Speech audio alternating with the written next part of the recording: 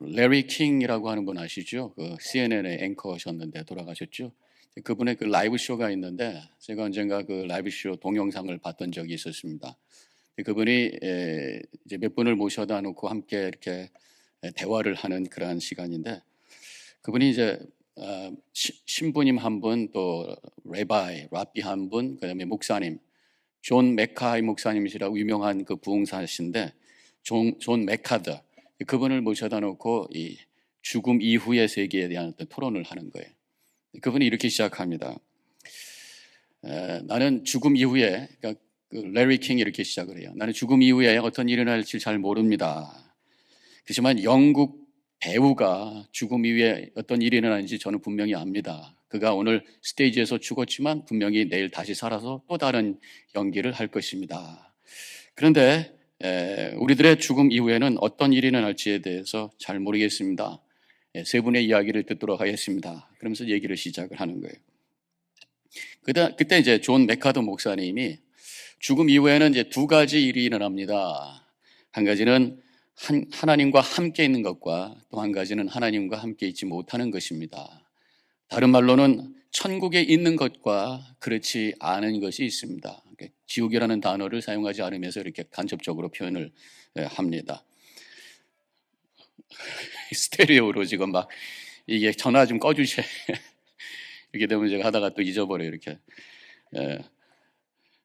그럼 어떻게 하면 천국에 갈 수 있겠습니까? 이제 레리 킹이 이렇게 질문을 합니다. 그때 이제 존 맥카더 목사님께서 인간은 완전한 선을 이룰 수 없기 때문에 예수님께서 도와주시지 않고서는 가능하지 않습니다.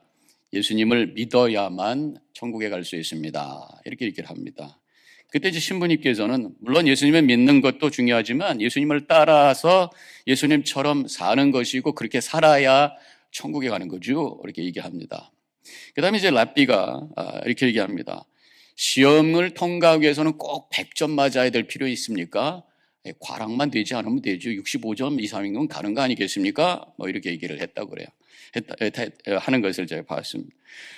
완벽한 삶이 아닐지라도 그래도 의롭게 살려고 하는 그러한 의지가 있으면 천국에 가는 거 아닙니까? 뭐 이런 식으로 이제 랍비가 말씀을 한 거죠.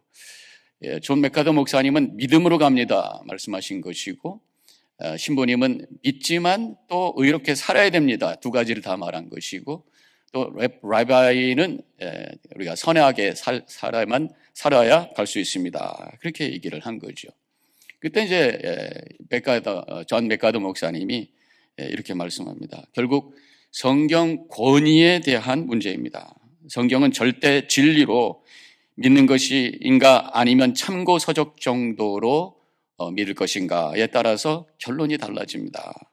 기독교는 성경이 절대적 진리로 믿기 때문에 성경에 의하면 우리는 예수를 믿지 않고서는 천국에 갈 수 없다고 분명히 말씀하시고 계십니다. 저는 그것을 믿습니다. 이렇게 고백을 한 것입니다. 바로 이 존 맥카더 목사님은 우리가 구원이라고 하는 것이 행위가 아니라 결국 믿음이 아니고서는 가능하지 않습니다. 이렇게 말씀하신 거예요. 자, 오늘 여러분들 들어오실 때 받았던 그 카드에 있는 말씀을 같이 함께 읽도록 하겠습니다. 물론 앞에도 나오겠습니다만, 에베소서 2장 8절과 9절 말씀 같이 읽습니다. 너희는 그 은혜에 의하여 믿음으로 말미암아 구원을 받았으니 이것은 너희에게서 난 것이 아니요 하나님의 선물이라. 행위에서 난 것이 아니니 이는 누구든지 자랑하지 못하게 함이라. 구원은 행위가 아니라 바로 십자가를 통해서 주시는 은혜를 믿음으로 받아야 될 것이다. 그 말씀이죠. 계속해서 디도서 3장 5절 같이 읽습니다. 우리를 구원하시되 우리가 행한 바 의로운 행위로 말미암지 아니하고 오직 그의 긍휼하심을 따라 중생의 씻음과 성령의 새롭게 하심으로 하셨나니. 이것도 마찬가지죠. 구원은 행위로 되는 것이 아니라 하나님의 긍휼, 하나님의 자비하심으로 되어지는 것이다. 다른 말로는 결국 구원은 은혜로 되는 것이다. 그렇게 말씀하고 있어요. 성경 전체를 통해서 구원은 행위가 아니라 은혜다라는 말씀을 반복적으로 하고 있다고 하는 것입니다. 자, 우리가 구원의 진리에 대한 말씀을 지금 네 번째 시간으로 함께 나누고 있습니다. 많이 들었던 말씀이지만 다시 정리하고 다시 확인할 필요가 있어요. 우리가 죽을 때까지, 하나님 부르실 때까지 이 구원의 진리를 확인하고 구원의 확신이 흔들리지 않도록 우리가 살아가야 되기 때문이지요. 구원이라고 하는 게 뭡니까? 죽음에서 건짐을 받는 거예요. 인간은 죄로 말미암아 지금까지 말씀드렸던 것이 그거지요. 죽음의 운명 속에 던져져 있다고 하는 것이. 그 죄의 문제를 해결해야 의롭게 되는 것이고, 의롭게 돼야 죽음의 운명으로부터 우리는 건짐을 받을 수 있다고 하는 것입니다. 오늘 우리가 읽었던 이 두 구절이 바로 인간은 스스로 의롭게 할 수가 없기 때문에 스스로 구원을 이룰 수 없다, 그런 말씀이죠. 나의 죄값을 대신 치러주신 예수 그리스도의 십자가의 죽음을 믿는 것만이 나를 의롭게 하는 것이고 구원에 이르도록 하는 길입니다 라는 메시지가 이 속에 담겨 있는 것입니다. 결국 구원은 행위가 아니라 은혜로 받는 것이다. 결국 이 구원이라고 하는 것이 내가 이룰 수 있는 것이 아니라 하나님이 주시는 것을 받는 것이다. 오늘 에베소서 2장 8절에 있는 말씀에 선물이라는 단어가 나옵니다. 이 선물이라는 단어를 또 다른 표현으로 찾으면 바로 은혜죠. 은혜는 거저 주시는 free gift라는 그런 의미가 그 은혜 속에 있는 거예요. 주시는 것을 받는 게 구원이지 내가 이루는 것이 아니다라는 것을 성경에서 반복적으로 말씀하고 있는 것입니다. 오직 예수님의 십자가를 통해서 주신 은혜만이 구원의 길이라는 말씀이. 오늘 저는 여러분들과 함께 이 말씀에 대해서 몇 가지 단계로 구원은 행위가 아니라 은혜라는 말씀을 나누려고 하는 것이 오늘 말씀의 목표입니다. 첫 번째, 우리 인간은 물론 죄인입니다. 그렇지만 우리 안에는 선에 대한 갈망이 있다고 하는 것을 우리는 고백할 수 있어요. 그래서 자꾸만 착각을 하는 거예요. 스스로 의롭게 할 수 있다. 내가 스스로 의롭게 될 수 있다. 온전한 거룩을 이룰 수 있다라는 생각을 하기도 한다는 것입니다. 물론 우리 인간은 적어도 그냥 죄를 향해서만 살려고 하는 마음은 그런 악한 속성만 가진 것이 아니라는 것입니다. 왜냐하면 인간은 원래 하나님의 형상으로 지음받은 그런 존재예요. 그렇지만 에덴 동산에서 죄를 지음으로 말미암아 그 형상이 망가졌어요. 그럼에도 불구하고 그 흔적이 우리 안에 남아있기 때문에 나름대로 선에 대한 갈망이 우리 마음속에는 있다고 하는 것이에요. 그래서 좋은 일을 하는 것에 대해서 칭찬하게 되고 내가 어떤 선을 행했을 때 와지는 뿌듯함이 우리 마음속에 있다고 하는 것입니다. 여전히 이 세상에 좋은 이야기들이 여기저기서 들리는 것을 보게 됩니다. 우크라이나 전쟁을 보면서 침략한 러시아에 대해서 분개하고 고통당하고 있는 러시아 백성들, 우크라이나 백성들에 대한 안타까운 마음을 가지고 여러 가지 성금도 하고 물건도 보내고 그런 운동들이 이 세상에 막 펼치고 있는 것을 보면 그래도 선에 대한 갈망이 우리 안에 있다고 하는 것이. 그런데 문제는 선에 대한 갈망도 있지만 동시에 우리의 육신에 대한 욕심과 욕망이 또한 우리 속에 있다라고 하는 것입니다. 오히려 이 욕심과 욕망이 선에 대한 갈망보다 때로는 더 강하다고 하는 것이 문제라고 하는 것입니다. 이것이 우리 인간이 갖고 있는 죄성의 현 주소라고 하는 것입니다. 그래서 우리 안에 이 선과 악이 막 갈등하고 있다고 하는 거예요. 사도 바울이 그것을 고백하고 있습니다. 로마서 7장 21절 그러므로 내가 한 법을 깨달았노니 곧 선을 행하기 원하는 나에게 악이 함께 있는 것이로다. 내 안에 선에 대한 갈망도 있지만 내 속에 또 죄를 추구하고 있는, 악을 추구하고 있는 마음이 또 있더다, 또 있구나라는 그러한 고백을 하고 있는 거죠. 계속해서 22절과 23절에 내 속사람으로는 하나님의 법을 즐거워하되 내 지체 속에서 단 한 다른 법이 내 마음의 법과 싸워 내 지체 속에 있는 죄의 법으로 나를 사로잡는 것을 보는도다. 하나님의 법, 즉 거룩과 선을 향해, 의를 향해 그것을 이루는 것을 기뻐하지만 여전히 내 안에 죄라고 하는 것이 나를 묶고 있고 나를 붙잡고 있는 것을 내가 보게 됩니다. 그런 자신의 고백을 하고 있어요. 그러면서 탄식을 합니다. 24절에서 오라 나는 곤고한 사람이로다. 이 사망의 몸에서 누가 나를 건져내랴. 이러한 고백을 하고 있는 것이 그래도 적어도 선에 대한 갈망이 있고 구원에 대한 갈망이 있기 때문에 몸부림치고 있는 그런 이 사도 바울의 모습을 보게 되는 것이죠. 그래서 두 번째로 생각할 수 있는 것이 이러한 선에 대한 갈망이 우리에게 인간에게 있어요. 있지만 문제는 그것을 온전히 이룰 수 있는 능력이 부족하다라고 하는 것이 우리의 현실이라고 하는 것이에요. 왜냐하면 우리 안에 원죄라는 게 있기 때문이라고 하는 거죠. 피 속에 흐르고 있는 원죄가 있기 때문에 우리의 의지를 가지고 해결할 수 없다고 하는 것이. 시편 51편 5절에 다윗도 이렇게 고백합니다. 내가 죄악 중에 태어났으며 어머니가 죄 중에 나를 잉태하였나이다. 내가 태어날 때부터 죄 가운데 태어난 그런 존재입니다. 내가 피할 수 없는 어떤 죄의 그 원죄가 죄의 어떤 샘이 내 안에서 흐르고 있습니다. 이런 고백을 하고 있는 것이죠. 우리의 존재 한 구석에 죄를 뿜어내고 있는 샘이 있다라는 것이. 우리의 힘으로 막을 수 없는 그냥 흘러나오는 것이 있다고 하는 것이. 옐로스톤 파크 갔다 오신 분들 계시죠? 거기 가보면은 천국과 지옥의 양면을 다 볼 수 있는 거 아닙니까? 한쪽에는 막 폭포가 흐르고 광활한 초원이 있고 거기에 들소들이 뛰어놀고, 한쪽에 가면은 막 그 황 냄새가 나오고 스팀이 올라오게 되고, 그 스프링, 핫스프링이 있고 또 이 스팀이 올라오는 이 가이저라는 것도 있고 굉장히 특이한 곳이에요. 근데 한 군데 가보면은 대개는 그 핫스프링이 맑아요. 파랗거나 아주 깨끗한 물들이 흘러가고 있습니다. 물론 황 냄새가 좀 나긴 하지만. 근데 한 군데 가면은 mud volcano라는 게 있어요. mud volcano, 진흙으로 된 그 화산 이런 의미잖아요.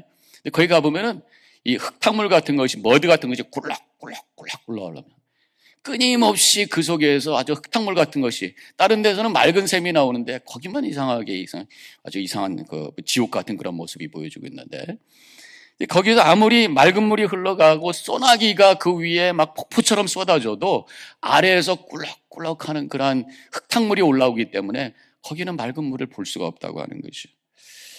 저는 이것이 어디서 인간의 마음속에 있는 모습이 아닌가. 우리가 선에 대한 갈망도 있고 또 의에 대한 그러한 추구도 있는데 내 안에서 쏟아나오는 그러한 어떤 욕심과 죄성, 피할 수 없는, 막을 수 없는 우리의 피 속에서 흐르고 있는 그러한 죄성, 이것이 우리의 현 주소라고 하는 것입니다. 아무리 선을 추구하고 선행을 하더라도 깊은 곳에서, 원죄 구멍 속에서 욕심과 욕망이 끊임없이 솟아오르기 때문에 우리 스스로가 선을 이룰 수 있는 능력이 우리에게는 결국은 없다, 이렇게 말씀드릴 수밖에 없다는 것입니다. 예수님만이 이것을 해결하실 수 있는 분인 줄로 믿습니다. 이것이 바로 복음의 핵심이라고 하는 것입니다. 이런 죄성으로 인해서 나의 선행을, 우리가 선을 추구하지만 그 죄성이 그 선행을 추구하는 것을 나중에 교만과 자랑거리로 만들려고 하는 그런 마음이 있어요. 선을 추구하다가 결국 그것을 악으로 만드는 마음이 우리 속에 있다고 하는 것입니다. 그래서 오늘 말씀에도 보면은 에베소서 2장 9절에 누구든지 자랑하지 못하게 함이라. 인간의 마음엔 자꾸만 자랑하려고 하는 마음이 있다는 거예요. 선에 대한 갈망을 가지고 선을 행하고서는 그래서 죄성이 그것을 먹칠해 버리고 마더라, 그런 얘기입니다. 그래서 뭘 좀 잘하면은 알리고 싶어해요. 뭘 좀 잘하면 칭찬해요, 기뻐해요. 열심히 잘했는데 아무도 안 알아주면 화가 나. 그리고 막 삐져. 이게 인간이 갖고 있는 그런 또 죄의 속성이더라는 거죠. 그래서 요즘도 한국에서 그런지 모르겠습니다만, 제가 한국에 살 때 보면은 무슨 화재, 수재, 헌금 이런 것들을 이제 걷잖아요. 성금을. 그러면 이름을 쭉 적습니다. 그렇죠? 신문에. 그러면 제일 위에부터 많이 낸 분들 이렇게 내고 쭉쭉쭉 적는데, 또 아주 많이 낸 분들은 사진까지 이렇게 내죠. 그러면서 성금을 내면서 사진을 찍고, 그러면서 이름을 알리고, 그것 때문에 또 열심히 하고, 어떤 그런 모습. 선을 행하면서도 그걸 자랑거리로 만들려고 하는, 죄에 대한, 선에 대한 갈망이 있지만 거기다가 죄성을 가지고 먹칠해버리는, 이게 인간의 현실이라고 하는 것입니다. 게다가 어떤 때는요, 내가 다른 사람에게 선행을 베푼다고 했던 것이 결과적으로 그 사람에게는 또 악이 되는 경우들이 있다고 하는 것이, 사람을 도와준다고 했는데 결국 그것이 그 사람을 더 파괴시키더라, 그런 얘기예요. 그래서 어떤 선교사님이 이 선교지에서 사람들에게 물질적으로만 돕는 거, 이거 악이 될 수 있다, 그렇게 경고합니다. 오히려 그 사람들을 거지 근성을 키우는 저주입니다 라고까지 말씀하는 선교사님도 있더라고 하는 것이, 자꾸만 이 물질을 나누다 보니까 정말 복음에 대해서, 진리에 대해서, 거기에 대해서 관심 갖는 것이 아니라 선교사님이 주는 어떤 물질과 돈, 여기에 관심을 갖다 보니까 거짓된 모습으로 믿음을 위장하고 오히려 그것을 한 푼이라도 더 드려고, 그래서 더 무능하게 되고, 그러다 선교사님 사라지면 교회도 없어지고, 뭐 이러한 어떤 결과를 가져오는 것을 종종 보게 된다고 하는 거죠. 또 언젠가는 제가 신문에서 사고를 당했던 사람을 도와줬던 사람을, 이 사고 당한 사람이 고소를 수를 하는 그러한 이야기도 들은 적이 있어요. 자기가 차 사고를 했는데 어떤 사람이 와서 자기를 차에서 꺼내줬는데 잘못 꺼내서 내가 더 많이 아프다, 그래가지고 더 배상을 하라고 수를 하는 거예요. 선행을 베풀었는데 그 사람에게 더 그것이 악이 되고 결국 자기가 그 선행 때문에 더 고통을 당하는 그런 어떤 모순 덩어리가 있는 곳이 바로 우리가 살고 있는 세상이라는 거죠. 선을 행하지만 그 성이 그대로 선이 되지 않는 그런 현실 속에서 우리가 살고 있다고 하는 것입니다. 우리의 일상생활에서도 보면은, 관계 속에서도 난 그 사람에게 도움이 된다고 생각하고 말을 했는데 나중에 그 사람이 그것이 오히려 상처가 되고 자존심이 상해서 더 아파하는 그러한 결과, 선이라고 생각했는데 결국 그 사람에게는 악이 되는 그러한 것을 경험할 때가 있는 것을 우리는 고백하지 않을 수가 없습니다. 제가 언젠가 다른 교회에서 목회할 때 어떤 집사님이 자꾸만 다른 대화하는 중에 다른 사람에 대해서 부정적으로 얘기하고 뭐 불만스러운 얘기를 막 하는 거예요. 그래서 제가, 집사님, 긍정적인 생각을 가지세요. 그렇게 자꾸만 생각하면은 집사님 자신이 얼마나 마음이 불편하세요. 그랬더니 눈이 땡그래가지고, 목사님, 지금 제가 틀렸다고 얘기하는 것이 결국 제가 잘못이라고 하는 거잖아요. 그러면서 막 저를 향해서 막 쏘아붙이면서 막 더 힘들게 하는, 그래서 괜히 말했다 싶은 뭐 그런 경우, 나는 좀 도와준다고 했던 것이 오히려 관계를 더 불편하게 만드는, 선으로 시작했는데 그것이 악이 되는, 뭐 이러한 어떤 모순되는 삶. 우리가 선을 추구하고 선을 행한다고 하지만 어떤 때는 그것이 선이 되지 않는 결과를 가져오는, 이게 우리의 한계라고 하는 것입니다. 또 어떤 때는 의와 거룩을 추구하다가 그것이 율법주의가 돼버리고 말아요. 내가 하나님 앞에서 거룩하고 의롭게 살려고 애를 썼는데 정작 하나님에 대한 마음은 사라지고 행위만이 남아서 형식주의와 율법주의로 남은 껍데기 신앙의 모습이 될 수 있다고 하는 것입니다. 예수님 당시에 유대인들이 그랬다고 하는 것이에요. 613개의 율법 조항을 열심히 지킨다고 하는 것이, 그래서 하나님의 뜻을 이루고 하나님의 거룩함을 닮아가려고 하는 것이, 하나님에 대한 그 마음은 잊어버리고 그 법 자체에 집착을 하다가 바로 율법주의가 되어버리고 말았다고 하는 것입니다. 그래서 그 613개 조항을 어떻게 살아도 바로 지키겠다고 하는 마음을 가지고 그것을 해석하고 구체적인 지침을 만들면서 많은 책들이 나왔는데, 그 중에 하나가 바로 미시나라고 하는 책이 있다고 하는 거예요. 거기서 아주 디테일하게 하나님의 율법에 대해서 그것을 풀어서 설명을 합니다. 예를 제가 한 두 가지만 들겠는데, 한 가지는 10계명 중에 제4계명, 출애굽기 20장 8절과 10절, 이 안식일에 대한 계명이 나옵니다. 안식일을 기억하며 거룩하게 지키라. 엿새 동안은 힘써 내 모든 일을 행할 것이요 제7일은 내 하나님 여호와의 안식일인즉 너나 내 아들이나 내 딸이나 내 남종이나 내 여종이나 내 가축이나 내 문 안에 머무는 객이라도 아무 일도 하지 말라. 안식일을 거룩하게 지키라, 일하지 말라라는 법을 주셨어요. 그러면 이제 이 미시나를 통해서 이 율법을 풀면서, 그러면 일하지 말아야 될 것, 안식일날 하지 말아야 될 것, 뭐 가만히 숨도 안 쉬고 살 수는 없잖아요. 그렇지만 안식일에 일하지 말라고 했으니까 이것부터는 일이라고 정할 수 있는 것들이 뭘까? 39가지를 그렇게 해서 푼 거예요. 예를 들어서 안식일에 하면 안 되는 거, 바느질, 밭 가는 일, 곡식 타작, 양떡 깎기, 실 묶기, 실 풀기, 가축 가공, 또 두 글자 이상 쓰는 것, 불을 켜고 끄는 것, 망치질, 물건 옮기기, 그리고 걷는 것도 500m 이상은 안 된다. 499m까지는 오케이. 이런 식으로 이거 아주 디테일하게 그걸 이제 만들게 된 거예요. 또 한 가지 예가 있어요. 예레미야 17장 21절에 안식일에 짐을 지고 예루살렘 문으로 들어오지 말며. 그러면 짐을 지지 말라고 그랬는데, 그럼 그 짐이 어느 정도 무게가 나가야 될 것인가? 이 이상을 져서는 안 되는 그 무게를 한번 정해보자. 그러면서 여러 가지 얘기를 합니다. 최소한의 짐에 대해서 마른 무화과 나무 열매 1개가 되는 무게의 음식, 한 모금 정도의 우유, 상처 하나에 바를 만한 분량의 꿀, 몸에 바르는 적은 양의 기름, 눈에 바르는 고약을 적실 물, 이거 이상은 안 된다. 그러니까 지금 여러분들이 핸드백 들고 다니고 셀폰 들고 다니고 다 안식일법 어긴 거란 말이에요. 요만큼 그냥 물 몇 방울 들고 다닐 수 있는 그것만 그 규정이 되어 있으니까 이런 거예요. 이렇게 너무 구체적인 사항들이 많아지다 보니까 나중에는 이 사람이 그 들고 간 것이 이게 적당한 거냐 아니냐, 안식일에 일한 것이 맞느냐 틀리냐 이거 가지고 시비하기 시작하면서 정죄하게 되고 미워하게 되고 분노하게 되고, 안식일을 거룩하게 지키라고 그랬는데 안식일에 쉰다고 하는 게 맞냐 틀리냐 이거 가지고 시비를 가리는 일로 전락돼 버린, 이게 바로 율법주의의 신앙.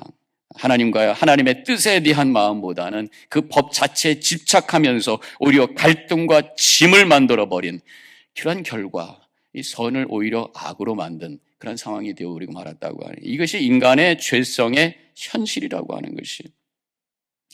결국 인간은 세 번째 생각할 수 있는 것이 선에 대한 갈망은 있어요. 그렇지만 선의 능력이 부족해. 결국 그것으로 말미암아 인간은 죄에 빠지게 되었다. 인간의 선에 대한 능력의 부족이 죄를 만들게 되어 버렸다. 그런 말씀입니다. 그렇지만 여전히 온전히 그렇게 선에 대한 그 능력의 부족으로 죄를 지었으니까 어떤 사람은 그것을 죄라고 하지 말고 선에 대한 부족이라고 합시다. 그렇게 말하는 사람도 있어요. 그러나 여전히 온전하신 거룩하신 하나님 앞에서는 그것은 분명히 죄예요. 그리고 하나님의 공의의 법칙에 의해서 죄에 대한 결과는 사망, 죽음, 파멸이라고 하는 것을 우리는 성경을 통해서 분명히 고백하지 않을 수가 없다고 하는 것입니다. 어쨌든 죄는 우리에게 영적인 독성이 있다고 하는 것을 우리는 인정해야 된다, 그런 말씀입니다. 무엇보다도 먼저 죄는 하나님으로부터 멀어지게 만들어요. 이사야 59장 2절에 오직 너희의 죄악이 너희와 너희 하나님 사이를 갈라놓았고 너희 죄가 그 얼굴을 가리어서 너희에게서 듣지 않으시게 함이라. 하나님은 온전한 거룩하신 분이기 때문에 죄에 대해서 격한 반응을 하십니다. 그러니까 죄에 대한 거룩한 화학 반응이라고 저는 말하고 있죠. 마치 물과 기름처럼 함께 할 수가 없어요. 후라이팬에다가 기름을 넣고 이렇게 달군 다음에 물을 몇 방울만 집어넣어도 다다다닥 튀는 것처럼 하나님의 그 거룩하심 앞에 자그마한 죄 하나만 가져가도 하나님은 화학 반응을 일으키면서 그것이 바로 심판이요 진노라고 하는 반응을 하시는 분이 하나님이시라는 거예요. 하나님의 그 거룩한 속성에서 나오는 자연스러운 반응이라고 하는 것이죠. 물론 하나님은 또 사랑이시기 때문에 그것을 극복하기 위해서 또 우리에게 구원의 길을 열어주셨습니다만 하나님의 속성 자체가 그렇다고 하는 거예요. 그래서 이 죄와 하나님은 함께 갈 수 없는 그러한 두 가지라고 하는 것입니다. 그래서 그것에 대한 결과가 로마서 6장 23절에서 말씀하신 것처럼 죄의 값은 사망이다라는 하나님의 법을 가져오게 되었다고 하는 거죠. 그래서 제가 이미 말씀드린 대로 그 사망이라고 하는 것, 죄의 3차원, 영적 죽음, 육체적인 죽음, 둘째 사망, 즉 영원한 죽음에 대해서 이미 말씀을 드렸습니다. 결국 이 죄는 크고 작고의 문제가 아니라 있고 없고의 문제라고 하는 것이에요. 그 사람이 그래도 비교적 좋은 사람이야. 그 사람은 비교적 죄가 좀 덜 진 사람이야. 이게 중요한 게 아니라는 것이죠. 그 사람에게 죄가 있느냐 없느냐, 완전한 사람이냐 아니냐라고 하는 것이죠. 마치 아무리 맑은 물이 있는 웅덩이가 있어도 그 옆에 또랑이 흐르면서 더러운 물이 조금이라도 들어가면 마실 수가 없는 것처럼 우리의 영혼 속에 죄가 들어오면 그 영혼은 죽게 되어 있다고 하는 것이에요. 그래서 성경에서는 이 죄를 조금만 가지고도 우리를 죽게 한 맹독으로 취급하고 있는 것이에요. 제가 한번 찾아봤어요. 세상에 가장 센 무서운 독이 뭘까 찾아보니까 보톨리늄 톡신이라고 하는데, 이거를 중화시켜가지고 여자분들이 이 주름을 피게 하는 보톡스로도 만드는 그런 거라고 그러더라고요. 그래서 중화를 시켜가지고 뭐 그걸 가지고 그대로 쓰면 큰일 나겠지만, 근데 이 보톨리늄 톡신이라고 하는 것을 가지고 어느 정도의 양을 가지고 사람을 죽게 할 수 있는가 보니까 워낙 맹독이라서 0.0021 마이크로그램, 그냥 그램으로 다시 바꾸면 0.000000021g, 뭐 현미경으로 봐야지 볼 수 있는 그 정도의 작은 양만 가지고도 성인 한 사람을 죽게 만들 수 있는 그런 맹독이 그 속에 있다고 하는 것이. 근데 이 독은 어디서 나오는가? 썩은 고기에서 나오는 세균으로 만드는 거라는 거죠. 즉 영적으로 썩은 거기서 나온 그 죄성이 바로 우리의 영혼을 파괴하는 무서운 맹독이라고 하는 것입니다. 그렇지만 우리에게는 굿뉴스가 있어요. 이 맹독을 해독할 수 있는 방법이 있는 줄로 믿습니다. 바로 그것이 예수 그리스도의 보혈인 줄로 믿습니다. 출애굽 때 불뱀에 물려서 그 독으로 죽어가던 백성들을 살렸던 나무에 달린 노뱀과 같이 십자가에 달리셔서 우리를 위해서 찢기시고 흘리신 그 보혈을 믿음으로 고백하는 자가 영적인 맹독으로부터 치유받고 회복하는 놀라운 은혜가 우리에게 있는 줄로 믿습니다. 그것이 바로 십자가의 복음인 것이에요. 그래서 오늘 말씀의 결론은 뭡니까? 결국은 예수 그리스도만이 구원의 길인 줄로 믿습니다. 다시 한번 고백하는 이 아침이 되시기를 축원합니다. 요한복음 14장 6절, 예수께서 이르시되 내가 곧 길이요 진리요 생명이니 나로 말미암고는 아버지께로 올 자가 없느니라. 이 말씀이 뭡니까? 우리가 스스로 이룰 수 없는 구원의 길, 그러나 그 길을 예수님께서 만들어 주셨습니다. 그런 말씀이, 예수님께서 우리의 죄값을 치러 주셨고 그것을 믿는 자가 진정으로 의롭게 될 수 있는, 그래서 살 수 있는 생명을 주시는, 바로 그것이 구원이고 그것을 이루는 방법이 은혜라고 하는 것을 다시 한번 확인하고 있는 것입니다. 오늘 말씀 에베소서 2장 8절, 그 은혜로 인하여 믿음으로 말미암아 구원을 받았나니, by grace through faith. 하나님께서 은혜를 주시는데 믿음이라는 통로를 통해서 그것이 내 영혼 속에 임하게 되고 내 안에 있었던 영적인 맹독을 중화시키고 해독해서 우리를 살리는 놀라운 역사가 일어난다고 하는 것입니다. 결국 믿음이라고 하는 게 뭡니까? 하나님 앞에 내가 할 수 없습니다. 내가 스스로 나를 살릴 수 없습니다. 내가 스스로 구원할 수 없습니다. 항복하며 엎드리고 손을 펼쳐서 기다리고 있는 거예요.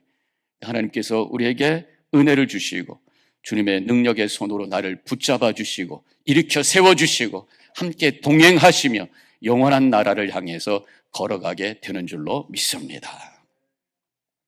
한국에 정근모 박사님이라는 분이 계시는데, 이분이 호서대학의 총장으로 지내신 분입니다. 그분이 믿음 생활을 오래 했지만 구원의 확신이 없었던 적이 있었다고 하는 것이. 그래서 구원의 확신이 없어요. 믿음 생활을 오래 했는데 답답한 거예요. 그러다가 교회에서 부흥회를 한다고 하니까 기대감을 가지고 부흥회를 참석을 하셨습니다. 유명한 부흥사가 온다고 그랬어요. 그래서 시간을 이제 만들어 놓고 새벽, 저녁, 수요일부터 토요일까지만 하는 집회였다고 그럽니다. 안 빠지고 열심히 참석했습니다. 내가 예수 믿었는데 뭔가 구원의 확신을 갖기를 원합니다. 믿는다고 하는 게 무엇인지를 깨닫기를 원합니다. 이런 마음을 가지고 열심히 새벽 기도도 오고 저녁 집회도 참석하고 사람들이 막 방언도 하고 회개 역사도 일어나고 눈물로 기도하는 역사가 막 일어나기 시작하는데 자기는 맹숭맹숭한 거예요. 토요일 날 됐는데도 막 속이 상합니다. 그래서 마음이 답답한 마음으로 주일 예배 이제 그 강사님은 가시고 주일 예배에 참석을 했어요. 안내위원이기 때문에 뒤에서 왔다 갔다 하는데 예배 시간에 담임 목사님께서 성경 말씀을 봉독하십니다. 근데 그 성경 말씀이 가슴에 와닿기 시작하고 마음이 뜨거워지기 시작하는 거예요. 그래서 에베소서 2장에 있는 말씀, 오늘 봉독한 말씀 앞으로부터 시작이 돼서 9절까지 에베소서 2장 1절부터 이렇게 시작하죠. 그는 허물과 죄로 죽었던 너희를 살리셨도다. 이렇게 시작을 하면서 저는 우리가 육체의 욕심을 따라 지내며 육체의 마음이 원하는 것을 하여 다른 이들과 같이 본질상 진노의 자녀였더니 긍휼에 풍성하신 하나님이 우리를 사랑하신 그 큰 사랑으로 인하여 허물로 죽은 우리를 그리스도와 함께 살리셨도다. 그러다가 이제 8절에 가서 이렇게 말씀합니다. 너희는 그 은혜로 인하여 믿음으로 말미암아 구원을 받았으니 그것은 너희에게서 난 것이 아니요 하나님의 선물이라. 오늘 우리가 봉독한 말씀이죠. 근데 이 말씀을 읽으시는데 한 구절 한 구절이 비수처럼 마음에 파고들기 시작하고 이 마지막 8절을 읽을 때에 이것이 너에게 난 것이 아니요 하나님의 선물이라는 말씀에 갑자기 울컥하며 감격이 되면서 막 눈물이 나오려고 하는 게 그냥 안내위원이니까 뭐 거기서 눈물을 흘릴 수도 없고 그래도 그 은혜가 너무너무 감격스러워서 참을 수가 없어. 그날 주일 한국에는 저녁 예배가 있으니까 저는 저녁 예배에 참석을 해가지고 눈물이 터지면서 회개하면서 중생을 체험하게 되었다고 하는 그런 간증을 제가 읽었던 적이 있습니다. 오늘 우리가 봉독했던 이 말씀이 너무나도 파워풀한 구원에 대한 우리에게 주시는 귀한 메시지인 것을 다시 한번 이분의 간증을 통해서 확인하게 되는 것입니다. 자신의 부족함을 인정하고 하나님의 은혜를 사모하는 사람에게 하나님께서 믿음을 주시고 그 믿음을 통해서 구원의 확신을 허락해 주신다고 하는 것입니다. 은혜로 인하여 믿음을 통해 구원받는다고 하는 말씀, 이것이 오늘 말씀의 핵심이죠. 그렇다면 그것 믿음으로 구원받기 때문에 이제 우리는 선행이 필요 없다는 말씀입니까? 그냥 아무렇게나 살아도 된다는 말씀입니까? 그것은 아니지요. 오히려 진정한 선은 예수 그리스도를 믿을 때에 이루어질 수 있는 것이에요. 분명히 성경에서 약속하기를 우리가 예수 그리스도를 믿어서 죄 사함을 받을 때 우리에게 성령을 선물로 주신다고 해요. 성령이 우리 안에 들어오셨기 때문에 우리 안에는 하나님의 생명이 들어오게 되고 영적으로 살아있는 자, 구원받은 자가 되는 것이에요. 성령께서 우리 안에 들어오셔서 성령께서 우리를 도와주셔서 진정한 선을 이루는 삶으로 이끌어 주시는 줄로 믿습니다. 그래서 선을 이루고 거룩하게 사는 것 또한 은혜예요. 내가 하는 것이 아니라 바로 보혜사 하나님의 영, 헬퍼, 나를 도와주시는 하나님의 영이 나와 함께 하시며 우리에게 감동을 주시고 믿음의 능력을 주셔서 악한 것들을 이겨내게 하시고 하나님의 뜻을 향해 열정적으로 살아갈 수 있도록 우리를 이끌어 주심을 믿으시기를 바랍니다. 오늘 우리가 성만찬을 하게 돼 있어요.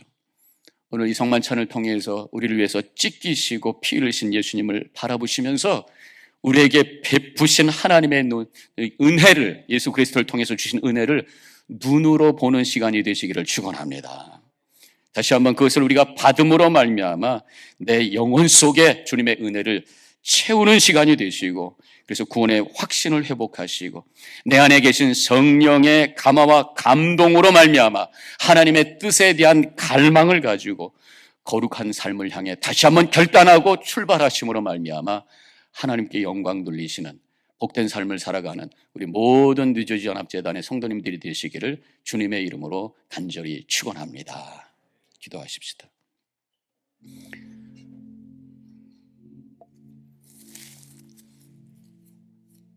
오늘 말씀을 기억하면서 예수 그리스도를 통해서 우리에게 주신 그 은혜를 믿음으로 고백하며 결단하는 시간을 갖습니다.